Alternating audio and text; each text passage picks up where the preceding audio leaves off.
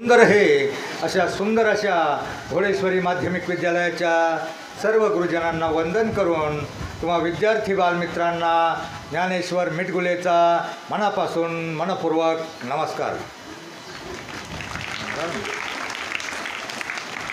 मुलांनो, आजकाल बघा, जो माणूस पायानं चालतो तो ठराविक अंतर गाठतो. तुम्ही कशाने चालता? जो माणूस पायानं चालतो तो ठराविक अंतर गाठतो, परंतु जो माणूस डोक्यानं चालतो तो निश्चितच आपलं ध्येय गाठतो. मी तुम्हाला थोड्याच वेळामध्ये थोडं तरी पायाप्रमाणे डोक्यानंही चालायला शिकवणार आहे. डोक्यानं म्हणजे डोक्यावर नाही बरं का, त्या टेंगुळे.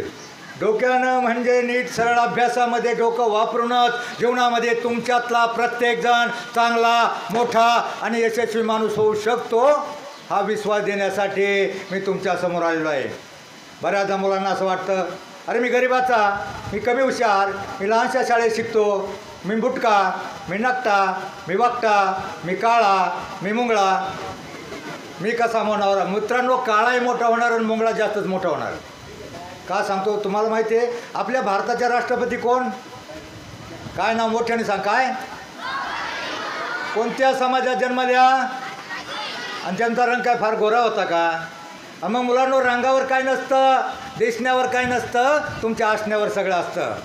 कोणत्या घरात जन्माला आपल्याला कोणता जन्म करायचा, कोणत्या घरामध्ये जन्मायचं, कोणता रंग मिळायचा हे आपल्या हातामध्ये नसतं. पण जन्मल्यानंतर मिळालेल्या जन्मामध्ये शिकण्याची जी वेळ आहे ना, त्या शिकून सवरून कसं माणूस जीवनामध्ये दोनच प्रकारे मोठा होऊ शकतो. किती प्रकारे? एक तर शिकून आणि दुसरं सवरून.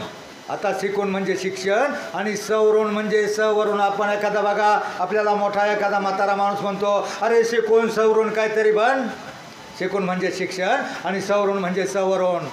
सकारात्मक अर्थाचे जेवढे शब्द, सत्य, सदाचार, संयम, सुविचार, संतांचे विचार, प्रत्येक सुविचारामध्ये माणसाचं जीवन बदलण्याचं सामर्थ्य असतं. एक चांगला विचार घेऊन जगण्याचा, वागण्याचा प्रयत्न केला तर तुमच्यातला प्रत्येकजण मोठा होऊ शकतो, हा विश्वास देऊनच जाणार आहे. बऱ्याच वेळा काय होतं, आम्ही शाळेत सांगतात, एक रामनवमीचा दिवस होता. त्या दिवशी सरांनी सांगितलं, मुलांनी लहानपणी रामायण बघितलं आहे, जरा रामायणावर बोला, त्यांना रामायणाचं थोडी माहिती कळू द्या. मग मी 5 मिनिटामध्ये थोडक्यामध्ये रामाचा जन्म, सीता स्वयंवर, लंका दहन, रावणाचा वध, सेतुबंधन, बिभीषणाचा अभिषेक, सगळं सांगितलं. रावणाला कोणी मारलं, कसं मारलं, सगळं सांगितलं. आणि त्यावेळेला मी पाहिलं, एका मुलाचं लक्ष नव्हतं, ते शेजारच्याला मारत होतं. ए बाळा, शेवटून 5 नंबर आहे बा, मागच्या रावणाला कोणी मारलं रे? तो म्हणतो, मी नाही मारलं. आता तू काय मारणार? तुझं शाळेत लक्ष नसतं, रावण कुठं तुला सापडणार आहे? मला सांगा, तुमचं लक्ष काय आहे सध्या? टी व्ही का? माझ्या नवऱ्याची बायको? काय लक्ष आहे तुमचं? अभ्यास, गृहपाठ, होमवर्क सोडून एखाद्या मुली मालिका बघतात आणि दुसऱ्या दिवशी सरांना सांगतात, सर माझं डोकं दुखत होतं आणि तिने डोकं लावलं होतं टी व्ही पुढं. मग तुम्हाला प्रत्येकाला मोठं व्हायचं आहे ना? सगळ्यांना हात असलेला माणूस मोठा होऊ शकतो, हात नसलेलाही मोठा होऊ शकतो, पाय नसलेलाही मोठा होऊ शकतो. मला सांगा, तुम्हाला सांगायला हात आहेत ना? दाखवा बरं. तुम्हाला सगळ्यांना पाय आहेत ना? दाखवा बरं. जाऊ द्या. काय आहे, तुमच्यातला प्रत्येकजण मोठा होऊ शकतो. मुलांनो, तुम्ही कोणत्या घरात जन्माला? आपले भारताचे माजी राष्ट्रपती APJ अब्दुल कलाम कोणत्या जातीत जन्मले? काय पहिलवान नव्हते, त्यांचा कलरही फार उजाळ नव्हता, तरी ते राष्ट्रपती झाले. तुमच्या माहितीसाठी सांगतो, PT उषा नाव ऐकलं? PT उषा कोण होती? ती डान्सर कोण होती? धावपटू. मुलींनो, तुमच्या माहितीसाठी सांगतो, तुमच्यातली प्रत्येकजण PT उषा होऊ शकते. आपण खेडेगावचे आहोत, आपल्याला पळायची प्रॅक्टिस आहे. PT उषाला काय एकदम पदक नाही मिळालं, अहो सतत 2 वर्ष तिचं पदक खुकत होतं 9 सेकंदानं. पण काय झालं, ती दररोज प्रॅक्टिस करत होती. ह्या गावापासून त्या गावापर्यंत पळायची, परत मागं 5 किलोमीटर. एका दिवशी काय झालं, ह्या गावातून त्या गावामध्ये गेली आणि त्या गावामधून मागं फिरल्यावर कुत्र्यांची कळवण पाहिली का तुम्ही? कुत्र्यांची कळवण लागली आणि एक कुत्र मागं पळालं तिच्या आणि बाकीची सगळी कुत्री तिच्या मागं पळाली. तिने ती पाहिली आणि तिला वाटलं आता चावतील किंवा काय, आणि मग त्या कुत्र्याच्या भ्यानी त्यावेळेला ती इतकी भुंगाट पळाली, तिंगाट पळाली, तांगाट पळाली. 9 सेकंद सोडा 15 सेकंद तोडले आणि पहिल्याच वर्षी भारताला पदक मिळवून दिला. मग मला सांगा ती का पळाली? का पळाली? तर तिच्या मागं जीवाच्या आकांतानं पळाली आणि तिला त्यामुळं पदक. तसं तुम्ही आता जीवाच्या आकांतानं मन लावून, अगदी मन लावून अभ्यास केला तर तुमच्यातला प्रत्येकजण मोठा होईल.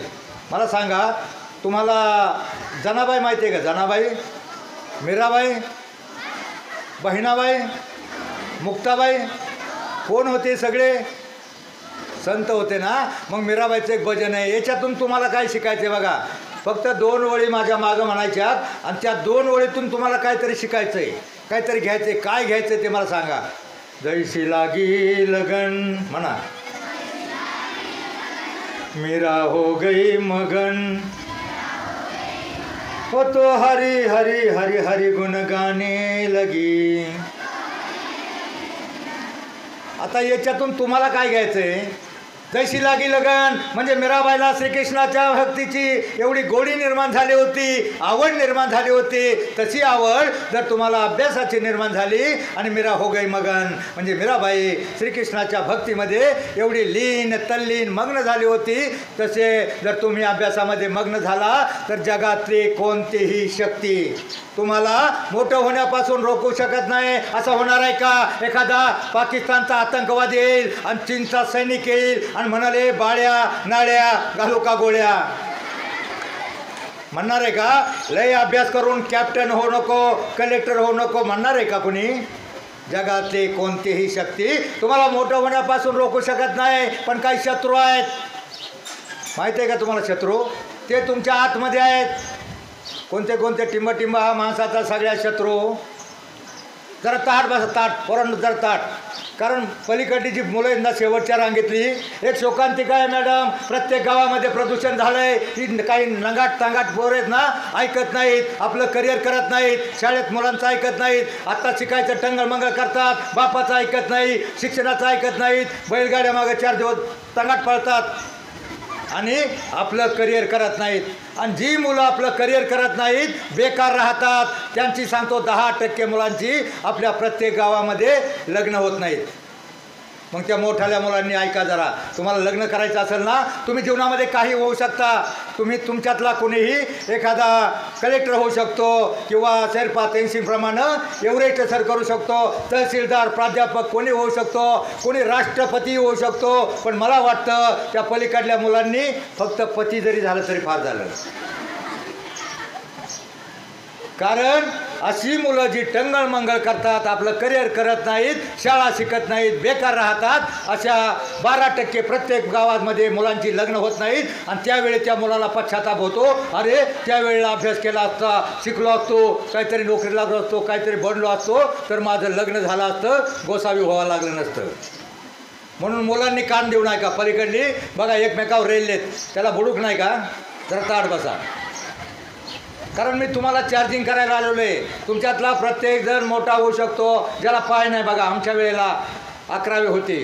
11वी असताना मी शिरूरला कॉलेजला जायला लागलो, तोपर्यंत मला एकच शर्ट आणि तो पण ढगळ, आणि चड्डीला आमच्या मागून ठिगळ, अशी परिस्थिती होती.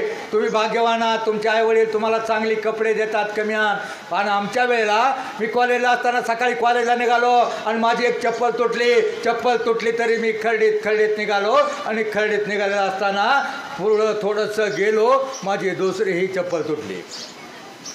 मग दोन्ही चप्पल तुटल्यामुळं दुःखी झालो, मनात रडवेला झालो, अंतकरणातून रडत होतो, अरे काय आपलं नशीब. आणि मग मनात रडत असताना मी समोरून एक 7वी 8वीचा मुलगा खरडत येताना पाहिला. त्याला 2 पायच नव्हते. तुम्हाला पाय वर करायला सांगितलं ना, ते का सांगितलं होतं? त्या मुलाला पाय नव्हते, मी पाहिलं त्यानं हातात एक गाडी होती, अशी गाडी बनवली होती, हाताला असा चाकं लावली होती आणि तो हातानं ढकलत तो मुलगा माझ्या समोर आला. मी दुःखी होतो, माझ्या दोन्ही चपला तुटल्या म्हणून, आणि मी त्याच्याकडे जेव्हा पाहिलं तेव्हा माझं दुःख केव्हाच विसरून गेलो, त्याच्याकडे पाहत राहिलो. अरे आपलं दुःख किती कमी आहे, आपल्या फक्त चपला तुटल्यात, त्याला तर पायच नाहीत. मी चालत होतो एकटाचा अनवाणी, डोळ्यात माझी म्हणून आले पाणी, रडणेच संपले परंतु जेव्हा दिसला मुलगा एक, तो पायच नव्हते, त्याला पाय नव्हते. त्याच्याकडे मी पाहत राहिलो.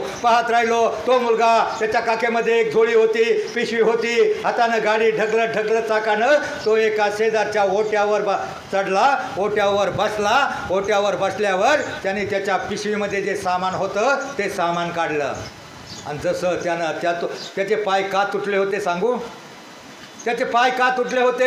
एक 7-8 महिन्यापूर्वी त्याला शाळेची फी भरायची होती. त्यावेळेला फी होती फक्त 1970च्या दरम्यानमध्ये 72च्या दरम्यानमध्ये 2 रुपये वर्षाची फी भरायची. त्याच्या इकडे पैसे नव्हते.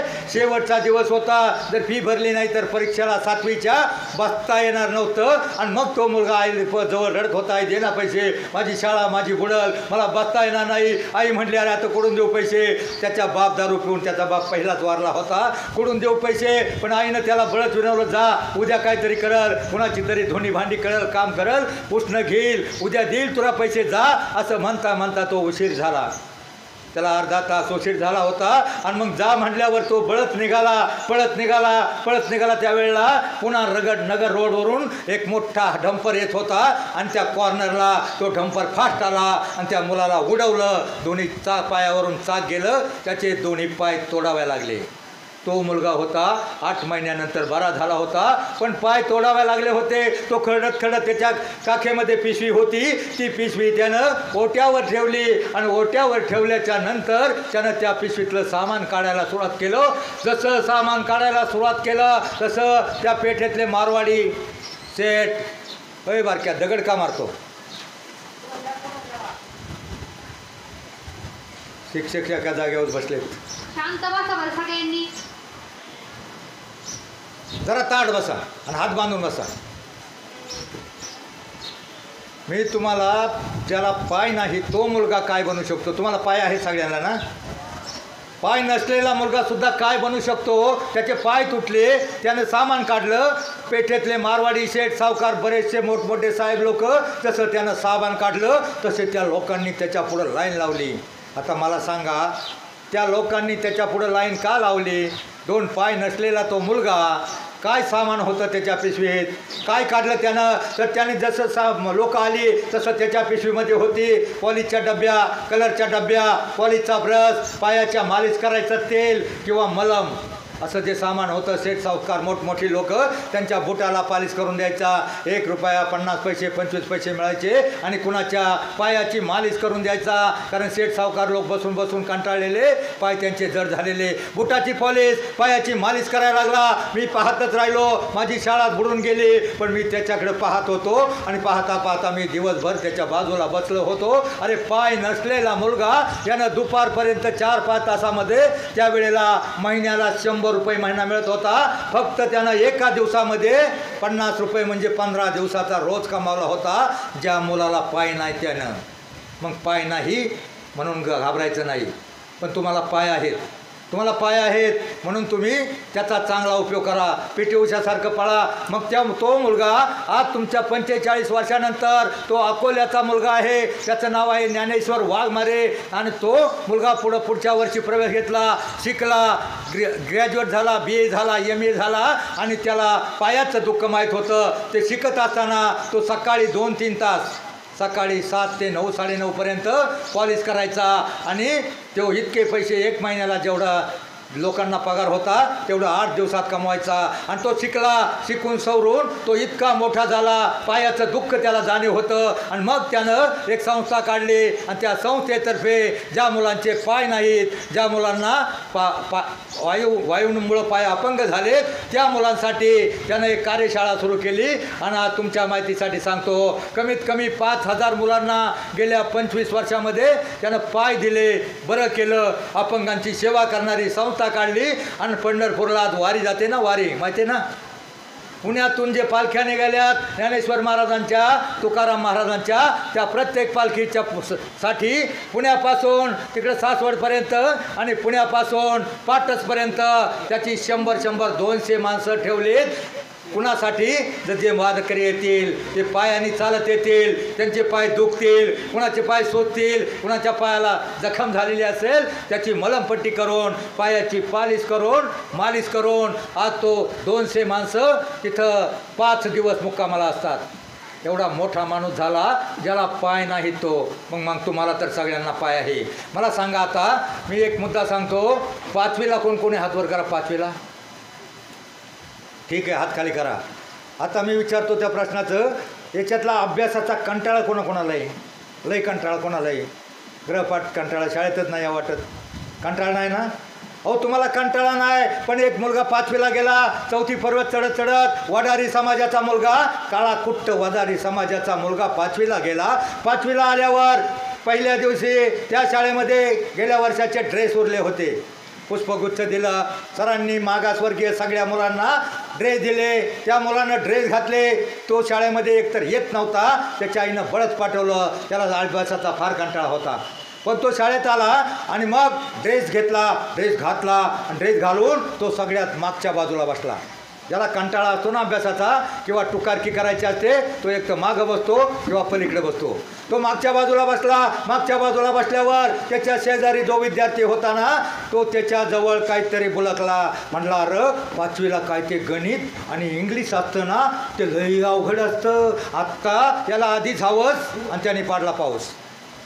लय अवघड म्हणल्यावर ते पोरगं असं घाबरलं आणि मागलं उठलं आणि उठून मागल्या गेटनं तंगाट पळत गेलं. 4 किलोमीटरला जंगलामध्ये त्याची आई खडी फोडत होती. आई खडत फोडत असताना धापा टाकत ते आई जाऊन उभं राहिलं. आई म्हणली, कार बाळो, शाळा सुटली का? कार बाळा, शाळा सुटली का? बाळा म्हटला, शाळा नाही सुटली, पण पाठी फुटली. म्हणलं, आई नाही शिकायचं, मला लय अभ्यास आहे म्हणतात ते इंग्रजी गणित काय तर कोणतरी एक पोरगं म्हणलं लय अभ्यास आहे, लय अवघड आहे, मला नाही शिकायची आई शाळा, नको ना, मी नाही जाणार शाळेत. आई म्हणली, अरे मेल्या, कशाला आयुष्यभर आमच्यासारखं काबाड कष्ट करतोस? कशाला खडी फोडतोस? काहीतरी शिकून सवरून बन, सुखाचं जीवन जगशील. त्यावेळेला ते पोरगं म्हणलं, नको ना आई, मला लय कंटाळा आहे, असं करतो ना आई.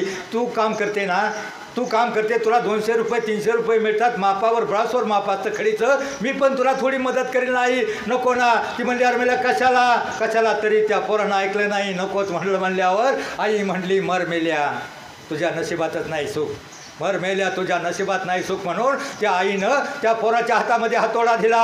आणि मग हातोडा दिल्यावर त्या पोराला वाटलं सुटलो, अभ्यासाच्या काचातून सुटलो. आणि मग त्याने हातोडा घेतला. मोठ्या खुशीमध्ये निमाखामध्ये मोठे दगडे बाजीचे सोडून लहान दगडावर ठोके मारायला लागला. ठोके मारता 15-20 मिनिटामध्ये घामाघूम झाला. आता मला सांगा, खडी फोडायचं सोपं आहे का अभ्यास करायचं? मग 15-20 मिनिटामध्ये घामाघूम झाला. आणि आईला म्हणलं, आई पाणी. आईनं बाटलीमध्ये अर्धं पाणी स्वतः पिली होती, अर्धं पाणी त्याला दिलं. आणि अर्धं पाणी दिलं त्याला दिल्यावर घटा पाणी पिल्यावर थोडा आवाका आला, थोडा तवाका आला. आणि परत हातामध्ये हातोडा घेतला आणि खडीवर ठोके मारू लागला.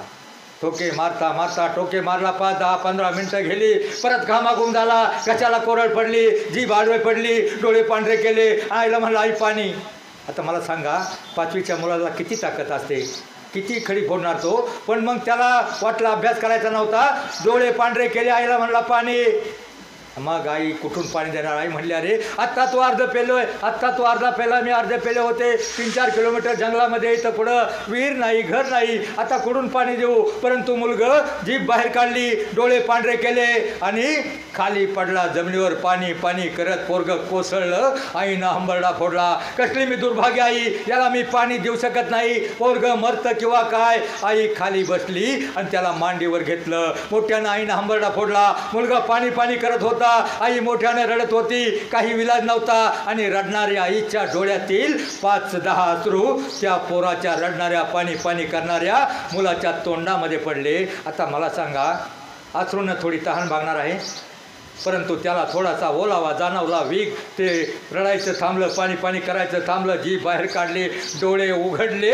तेवढ्यामध्ये तालुक्याच्या बीडीओची आणि कॉन्ट्रॅक्टरची गाडी आली. कर्रकन ब्रेक मारले. त्याच्यासमोर गाडी उभी राहिली. बीडीओ खाली उतरला आणि त्याला पाहिलेलं त्या म्हातारीवर ओरडला, ऐ थेरडे, तुला काही अक्कल? एवढ्या मोठ्या लठ्ठ्याला मांडीवर घेऊन बसली, शाळेचे कपडे घालून, आणि त्या मुलावर केकटले, का रे मूर्खा, नालायका, बेअक्कल, शाळेचे कपडे घालून आमच्या कामाचा खोळंबा करायला आलास? अरे तिकडे शिकून सरून काय बनायचं? नालायका, मूर्खा, गाढवा, बेअक्कल. हिंदी मराठी जेवढ्या व्याकरणात शिव्या त्या व्हिडिओला येत होत्या तेवढ्या शिव्या त्या मुलाला दिल्या. मुलगा रडत होता. जसा त्या मुलाला शिव्या दिल्या आणि तशी आई उठली. आई जशी उठली तसं ते पोरगं खाली पडलं, दगडामध्ये पडलं, डोकं फुटलं, रक्त आलं, पोरगं रडायला लागलं. पोरगं रडायला लागलं. आईनं हंबरडा फोडला.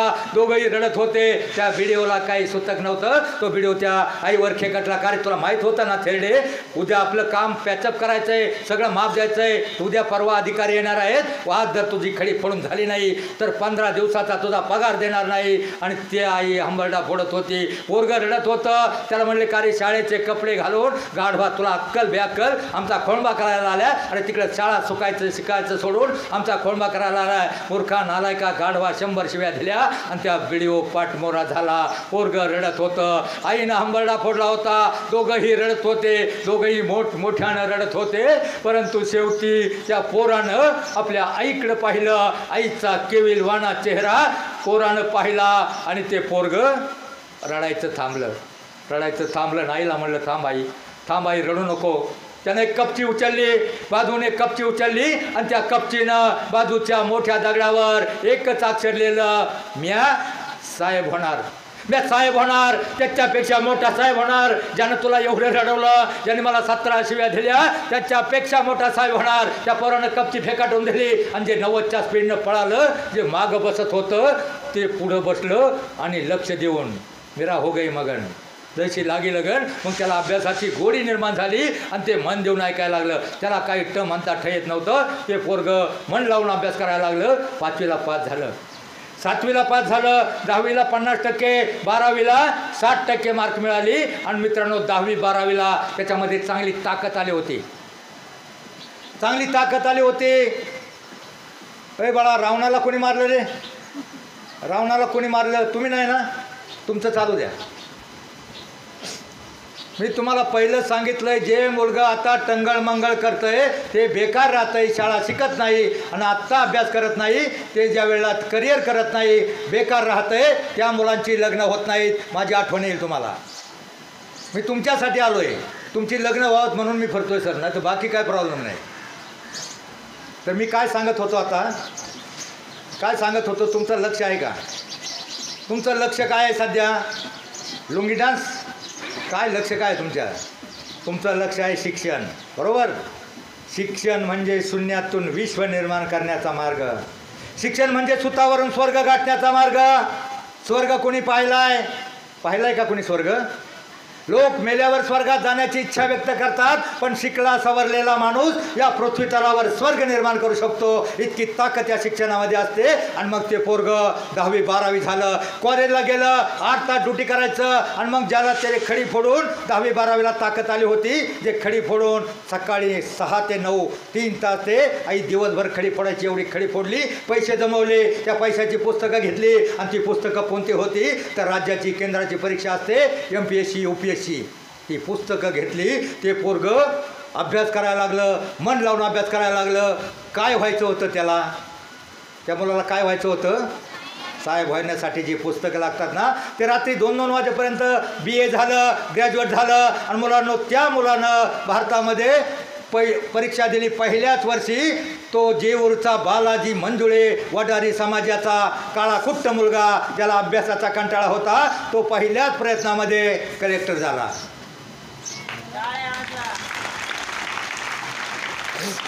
आता मला सांगा त्याला अभ्यासाचा कंटाळा होता तरी कलेक्टर झाला आणि तुम्हाला तर कोणाचा अभ्यासाचा कंटाळा नाही, मग तुम्ही तहसीलदार तरी नक्की व्हाल. फक्त तुम्ही शिकून जैसी लागी लगन. मीराबाईनं जशी अभ्यासाची गोडी होती त्याला देवाच्या भक्तीची गोडी होती तशी अभ्यासाची गोडी आणि अभ्यासामध्ये जर तुम्ही मग्न झाला जगातली कोणतीही शक्ती तुम्हाला मोठं होण्यापासून रोखू शकत नाही. तो कलेक्टर झालेला त्याची सोलापूरला पोस्टिंग झाली. पहिला नवीन कलेक्टर कोणता येणार म्हणून सगळे अधिकारी अप टू डेटमध्ये उभे होते आणि जो BDO होता ना करमाळ्याचा तालुक्याचा तो BDO प्रमोशन होऊन त्यावेळेला सोलापूरला CO म्हणून झाला होता, कार्यकारी अधिकारी.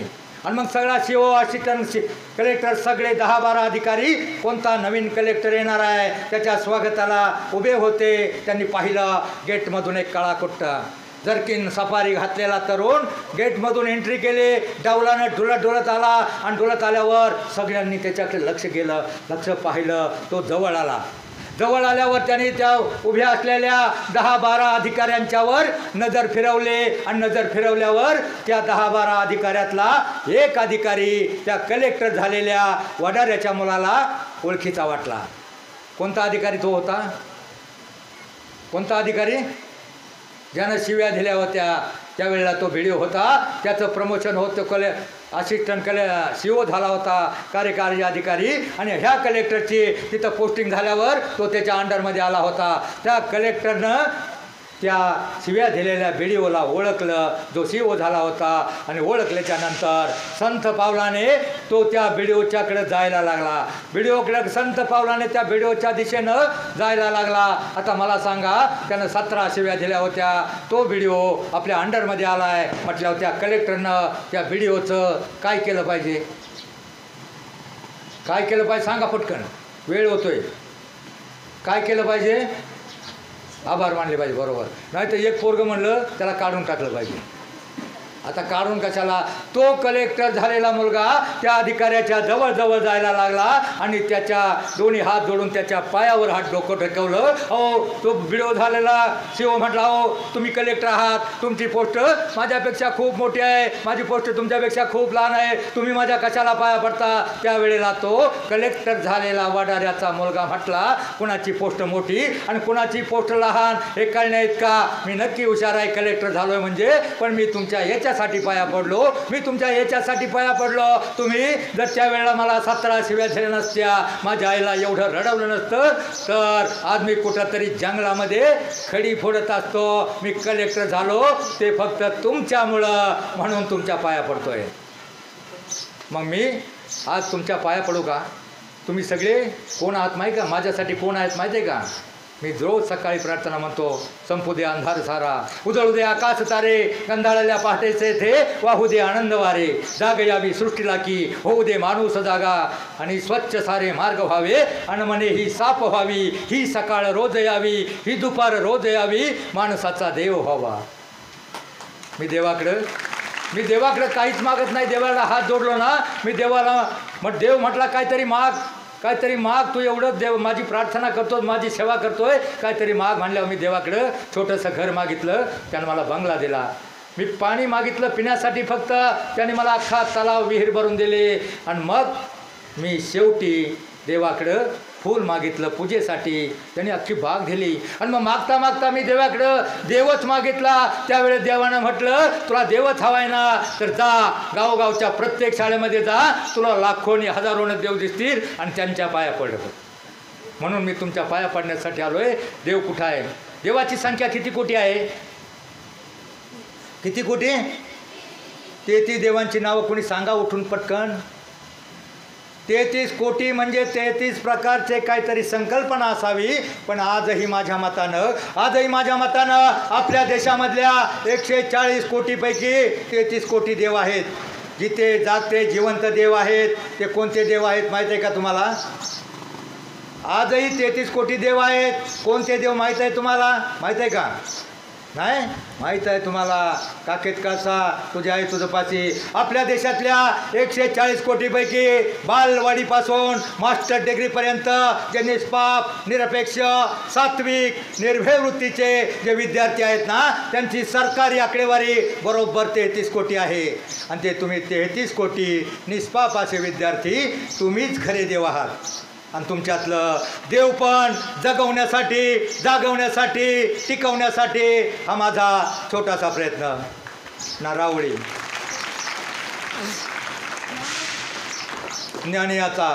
ज्ञानियाचा वाचुक्याचा वंश तुमचा तोच आहे. आपल्याही रक्तात थोडा ईश्वराचा अंश आहे. अहो देव म्हणजे तरी काय असतं? माणसात देव असतं. एखादा माणूस जर चांगला वागला, मदत केली तर आपण म्हणतो अरे हा देव माणूस आहे. आता आमची दिंडी पंढरपूरला निघाली. आम्ही निरोबरायच्या दिंडीत आहोत. पण आम्ही त्या देवाचं आम्हाला तिथं गेल्यावर दर्शनही होत नाही. पण तुम्ही एवढ्या हजारो देवाच्या रोज आम्ही 3 शाळा कमीत कमी करतो. मला हजारो देव रोज भेटतात. आणि त्या देवांना मी विनवणी करतो, पाया पडतो की चांगलं वागा, चांगलं जगा. आणि चांगल्या प्रकारे वागलं तरच तुम्ही शेवटी आयुष्यामध्ये टिकणार आहात. कारण समाजामध्ये सगळीकडे भडका उडाला आहे. आग लागली, प्रदूषण, अन्याय, अत्याचार सगळीकडे बोकाळ आहे. आणि त्या आगीमध्ये सगळं भस्मसात होणार आहे. एक हरणी आणि एक पाडस. हरणी आतमध्ये असते, पाडस बाहेर खेळत असतं. आणि हरणी कोण समजा? आतमध्ये आई टी व्हीमध्ये व्यस्त आहे. आई म्हणजे हरणी आतमध्ये टी व्हीमध्ये व्यस्त आहे. आणि ते पाडस बाहेर मोबाईलमध्ये मस्त आहे. बरं ते जाऊ द्या, मोबाईल पकडा किंवा हरणी पकडा, त्या हरणीचं पाडस बाहेर आहे. आणि त्या हरणीचं पाडस सगळीकडून आग लागलेले, भडका झाला आहे, समाज प्रदूषण झालं आहे. आणि त्या आगीमध्ये ते पाडस जळणार आहे. ते पाक जवळजवळ येते. आणि त्याच वेळेला त्या आगीमधून एक वाघोबा येतोय. त्या वाघोबानं पाहिलं हे पाडस बाहेर आहे. तो वाघोबा तिकडून त्या पाडसावर झेपावणार आहे. आणि त्याच वेळेला झाडाच्या आडमध्ये एक शिकारी आपले बंदुकीतून नेम धरला आहे त्या पाडसाची शिकार करायला. इकडून वाघोबा, इकडून शिकारी, आणि सगळीकडून आग आली, भडका उडाला आहे. आता मला सांगा ते पाडस कसं वाचणार आहे? कसं वाचणार आहे? वाचणार आहे का? काय मार्ग आहे का? आहे का सर काय मार्ग? त्याला मार्ग आहे. त्यावेळेला कसं वाचतंय माहीत आहे का? त्यावेळेला निसर्गाचा चमत्कार होतो.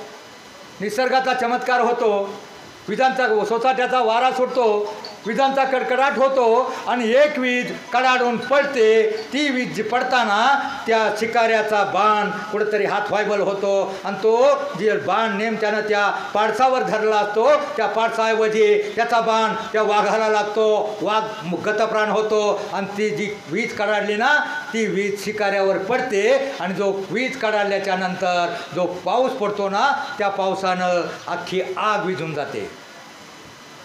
पण मला आता सांगा, तो पाऊस कोणता? तो शिकारी कोणता? तो वाघ कोणता? ते बाळ कोणतं? पाडस कोणतं? आणि ती हरणी कोणती?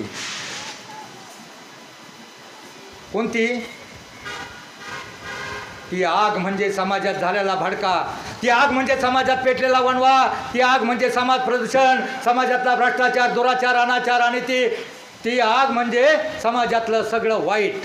आणि ते वाईट तुम्हाला भस्मसात करणार आहे. आणि त्यावेळेला तुम्ही कसं वाचू शकाल? तर एवढंच त्याला एकच मार्ग आहे. ज्या वेळेला परमार्थाचा वारा सुटेल, तो वारा घोंगावत जवळ येईल. आणि अध्यात्माच्या विजा कडाडतील. आणि संस्काराचा पाऊस तुमच्यावर पडेल. त्याच वेळेला सगळी पिढी, सगळा समाज वाचणार आहे. नाहीतर बेचिराख होणार आहे. समाजामध्ये संस्कार नाही. तुम्ही पाहिलं 10 दिवसापूर्वी 1 करोडपतीची अवलाद, 2.5 कोटीची गाडी, 2 जणांना उडवतो. आई बाप सगळे सामील होतात गुन्ह्यामध्ये. आणि सगळे जेलमध्ये जातात, डॉक्टर जातात, आणि सगळे जातात, 10-12 माणसं. मग संस्कार असते तर झालं असतं का? गेला असता का तो? रात्री 11वी पास झाल्यावर कशाला पार्टी करायला जायला पाहिजे मरायला? मग त्याच्याकडे संस्काराची कमी आहे. आता मला सांगा, तुमच्या गावामध्ये कीर्तन होतं. कीर्तनाला किती जण जातात? 25% जातात. पण ज्यांनी हात केला नाही ते खोटे बोलले. पलीकडली सगळी गँग मी लाईनमध्ये पाहिलेली आहे. कीर्तन संपल्याच्या नंतर शेवटच्या दिवशी काल्याचं कीर्तन झाल्यानंतर लाईनमध्ये सगळे असता का नाही? मग हात नाही वर केला कशाला? भोजन. आता मला सांगा, हात खाली करा. भोजन, भोजन आणि भजन या शब्दामध्ये एक काना एक मात्रा एवढंच अंतर आहे. पण त्या कीर्तनाच्या काल्याचं केलेलं दुपारचं भोजन फार तर उद्या दुपारपर्यंत तुमच्या पोटामध्ये राहील. उद्या दुपारच्या आत गेट आउट राहणार आहे 1 महिनाभर. परंतु एखाद्या कीर्तनातला, भजनातला, प्रवचनातला, अभंगातला एखादा शब्द तर तुम्ही डोक्यामध्ये घेतला तरच तुम्ही जगणार आहात, तरच तुम्ही वाचणार आहात. नाही तर सामाजिक प्रदूषण हा भडका एवढंच वाढत गेला आहे. मला सांगा, तुमच्यातले 2 अभंग कोणाचे पाठ आहेत? 2 अभंग कोणाचे पाठ नाहीत? मग तुमचं काय पाठ आहे? शांताबाई का बाबूराव? अहो ते शांताबाई, बाबूराव ही नावं तरी त्या जनाबाई, मीराबाई, मुक्ताबाई, बहिणाबाई, ज्ञानदेव, एकनाथ, तुकाराम, सावताईच्यापेक्षा चांगले आहेत का? हरिपाठामध्ये का अभंग आहे 38 नंबरचा, अवघाची संसार सुखाचा करीनं, आनंदे भरीनं तिन्ही लोक. काय अर्थ होतो याचा? अवघाची संसार सुखाचा म्हणजे कोणाचा म्हटलंय? आपल्या घरातलं म्हटलंय का बाळू? पप्पा, मम्मी, गुड्डी, नुड्डी. अख्ख्या विश्वाचा संसार सुखाचा करेल आणि आनंदे भरीनं तिन्ही लोक म्हणजे सगळीकडे आनंद निर्माण करेल. आणि आपल्या घरातले 3 लोक नाही तर स्वर्ग, मृत्यू, पाताळ सगळीकडे आनंद निर्माण करेल. अभंगाच्या एका चरणाचा अर्थ एवढा मोठा असतो, ते तुम्ही डोक्यात घेत नाही. पण त्या पोरांच्या डोक्यामध्ये शांताबाई आणि पोरींच्या डोक्यामध्ये बाबूराव. तुम्ही 2 अभंग वर्षातून पाठ करा. 2 मुलगा, एक अभंग अवघाची संसार आणि दुसरा सावता महाराजांचा अभंग आहे कांदामळा भाजी. अवघी विठाई माझी, लसूण मिरची कोथंबिरी, अवघा झाला माझा हरी, वीट मोठ नाडा विहीर दोरी, अवघी व्यापिली पंढरी, सावता म्हणे केला मळा, विठ्ठल पायी गोविला गळा. एक अभंग. काय अभंगातून सावता महाराजांनी काय शिकायचं? काय शिकवण आहे त्यांची? तर आपल्या वाट्याला जे काम आलंय सावता महाराजांचं गावारण, पंढरपूरपासून जवळ कधी ते गेले नाहीत. ते आपल्या शेतामध्ये जे त्यांना काम मिळाले, कांदामळा भाजीपाला पिकवायचं, ते प्रामाणिकपणे कष्ट करून त्यांनी पिकवला. तुमच्या वाट्याला जे काम आलंय ते प्रामाणिकपणे करा. तुमच्या वाट्याला सध्या काय काम आहे? आणि त्या कामातच देव आहे. काय काम आहे तुमच्या वाट्याला? डीजे डान्स, अभ्यास. मित्रांनो, विद्या हे गरिबाचं धन आहे, श्रीमंतांचा अलंकार आहे. आणि कोणतीही बहुमजली इमारत उभारण्यासाठी पाया पक्का असावा लागतो. 10वीपर्यंतचं शिक्षण तुमच्या जीवनाचा पाया आहे, तो पक्का करा. आणि जर आत्ता टंगळमंगळ केली आणि आत्ता तुमचं करिअर घडवलं नाही तर त्या 10-12% तुमच्यातला एकही बसला नाही पाहिजे. एवढं सांगण्यासाठीच मी गावोगावी शाळा फिरतो. आता मला शेवटचा प्रश्न, तुम्हाला स्वप्न पडतात? कधी पडतात? रात्री पडलेली स्वप्न पूर्ण आठवतात? नाही आठवत ना. अर्धा आठवतं, अर्धा आठवत नाही. एका मुलीला स्वप्न पडलं, 10वीला स्वप्न पडलं. इतक्या लवकर BA झाल्यावर स्वप्न पडायचं? काही मुलींना अलीकडं लक्ष्मण रेषा जीवनामध्ये असते मुलींच्या, ती कळत नाही. मुली व्हायबल व्हायला लागल्यात. डेंजर, धोका, खतरा. मी 11वी-12वीच्या मुलींसाठी रामायण सांगतो. रामायणामध्ये लक्ष्मण रेषा असते आणि ती लक्ष्मण रेषा म्हणजे मुलींच्या जीवनामध्ये असते. ती ओलांडली तर जीवनाचं रामायणही बिघडतं आणि महाभारतही बिघडतं. म्हणून मुलांनी आत्ता जे करिअर आहे, शिकून सवरूनच मोठं होऊ शकता. हा एकच मार्ग तुमच्यासमोर आहे. मग मला सांगा, तुम्ही अर्धा मिनिट ताट बसा, फक्त ताट. सगळे जागे आहेत ना? जागेपणी स्वप्न बघा. सगळे जिवंत आहेत ना? जिवंतपणी, जागेपणी ताट बसा आणि अर्धा मिनिट देतो. अर्ध्या मिनिटामध्ये स्वप्न बघा. काय व्हायचं आहे? कुणाला प्राध्यापक व्हायचं आहे, कुणाला शेर्पा 83 प्रमाणे एव्हरेस्ट सर करायचं आहे, कुणाला कल्पना चावलाप्रमाणे अंतराळ व्हायचं आहे, कुणाला APJ अब्दुल कलामप्रमाणे राष्ट्रपती व्हायचं आहे. अरे पलीकडल्या लाईनच्या पोरांनो, एवढं तरी स्वप्न बघा ना. तुम्हाला पती व्हायचं आहे, पती व्हायचं तरी राष्ट्रपती दूर राहिला. तुमचं स्वप्न पूर्ण करण्यासाठी मित्रांनो, स्वप्न मोठी बघा. आणि ती स्वप्न पूर्ण करण्यासाठी सध्या तुमच्याकडे एकच मार्ग आहे, तो म्हणजे शिकून सवरून. शिकून म्हणजे शिक्षण आणि सवरून म्हणजे संतांच्या विचारानं, ज्या विचारानं तुम्ही चाललात तर तुमच्यातला प्रत्येकजण मोठा होऊ शकतो. मंजिल, ध्येय, स्वप्न मोठी बघा. कारण मंजिल उन्हीं को मिलती है जिनके सपनों में जान होती है, पंखों से कुछ नहीं होता, हौसलों से उड्डाण होती है, स्वप्न मोठी ठेवा. ऊन झालंय, मला कल्पना आहे म्हणून मी इथं थांबतो. फक्त शिका इतकं, डिग्र्या कमी पडतील, जगा इतकं, आयुष्य कमी पडेल, हसा इतकं, आनंद कमी पडेल. दौडा असे कमनशिबाचा फासा निखळून पडेल. परंतु मुलांनो प्रयत्न इतका करा, अभ्यास इतका करा, त्या विठ्ठलाला, त्या परमेश्वराला, त्या देवांना तुम्हाला देणं भागच पडेल, देणं भागच पडेल. बस जाता जाता जाता जाता एक प्रश्न जाता जाता विचारतो. जाता जाता सूर्यानं प्रतिप्रश्न केला, माझ्यानंतर या जगाला कोण प्रकाश देईल? त्यावेळी चंद्र शरमला, मोठमोठे तारे नरमले, परंतु एक पंथी समोर येऊन म्हणाली, प्रभो माझ्या परीनं मी नक्की प्रयत्न करेल. त्याच वेळेला माझ्यासारख्या एका ध्येयवादी पत्रकारानं ठरवलं, त्याच वेळेला माझ्यासारख्या एका काजव्यानं ठरवलं, कुठंतरी कानाकोपऱ्यात जाऊन लुकलुकेल, अज्ञानाच्या अंधाराला प्रकाशाचं अस्तित्व दाखवूनच थांबेन, दाखवूनच सरेन. जय हिंद, जय महाराष्ट्र. हा गाणे चल पटकन गाणे. अरे प्रश्नाचं उत्तर जर कुणाला येत असेल तर पटकन या, स्टेजवर या. पटकन या. मुलगी असो मुलगा असो ज्याला येते त्यांनी पटकन या. बरं मोठ्याने सांग. सगळ्यांना येतंय पण कोणीच सांगत नाही.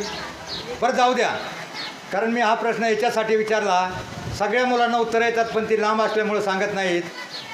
हां जाऊ द्या. शिवरायांच्या 2 सुनांची नावं सांगा. छत्रपती शिवरायांच्या 2 सुनांची नावं. हा इयत्ता 5वीची मुलगी उभा राहा, सांग पटकन. टाळ्या वाजवायच्यासाठी थांब जरा. आता जोड प्रश्न. ती जी हिरोईन होती आर्ची, तिच्या मैत्रिणीचं नाव काय? नाही माहिती. बरं झालं नाही माहिती. बरं, डॉक्टर बाबासाहेब आंबेडकर आणि महात्मा ज्योतिबा फुले यांच्या मानसपुत्राचं नाव काय? यशवंत. जाऊ द्या, यांच्यासाठी टाळ्या वाजवा. ते पुस्तक द्या सर या मुलीला, हरिपाठ द्या. प्रत्येकजण आयुष्यामध्ये जे चांगलं आहे ना, त्या लंगड्याचं आणि परशाचं तुम्हाला काय बेनं धरायचं नाही. तुम्हाला यशवंत माहिती पाहिजे, शिवरायांच्या सुनांची नावं माहिती पाहिजेत, एवढीच अपेक्षा आहे. धन्यवाद. जय हिंद, जय महाराष्ट्र. विद्यार्थी मित्र, शालेय जीवनात अशाही काही घटना घडतात, याच्यातून आपल्याला आपलं ज्ञान वाढवता येतं. जास्त वेळ घेणार नाही, तुम्ही बऱ्याच वेळ उन्हात देत, तुम्हाला हळूहळू आपल्याला सवय लावायची. तर विद्यार्थ्यांसाठी सूचना आहे, आता हा कार्यक्रम संपलेला आहे, बेल होईल, एक 10 मिनिटाची सुट्टी तुम्ही घ्यायची आणि तुमच्याकडं कुठलाही शिक्षक न येता जसे आत्ता शांत बसले होते तसं बसून दाखवायचं. कोणाची तक्रार भांडण आलं नाही पाहिजे. बघू आपण जमतंय का तुम्हाला. आज प्रयत्न करून बघाल, काय हरकत आहे. तुम्ही जर चांगले राहिले ना तर 10 ऐवजी 15 मिनिटं सुट्टी देईल, पण तुम्ही भांडणं आले का 5 मिनिटात वर्गात घाले. चालेल? नक्की जोरात आवाज येऊ द्या. ओके. प्रबोधनकार आपल्या समोर बोलले, ते किती पोट तिडकीने बोलत होते रे, की नाही? त्यांना काय मिळालं याच्यामध्ये? त्यांनी काही मोबदला मागितला का? काहीच नाही. अतिशय पोट तिडकीने तुम्हाला संस्कारित करण्यासाठी ते इथे आलेले आहेत. बाकीचे वारकरी पंढरीकडे चाललेले आहेत आणि हे वारकरी मात्र विद्यालयाच्या दिशेने चाललेले आहेत, कारण त्यांनी तुमच्यात देव पाहिलेला आहे. बरोबर आहे की नाही? त्यांनी सांगितले ते 30 कोटी देव कोण आहे? कोण आहे? तुम्ही विद्यार्थी आहात. बरोबर आहे की नाही? तर तुमच्यावर जो हा संस्काराचा पाऊस त्यांनी पाडलेला आहे, अगदी दगडाधोंड्याची उदाहरणं देऊन, त्याबद्दल मी विद्यालयाच्या वतीने त्यांचे खूप खूप मनापासून आभार मानते आणि त्यांना पुढील वाटचालीस हार्दिक शुभेच्छा देते. धन्यवाद.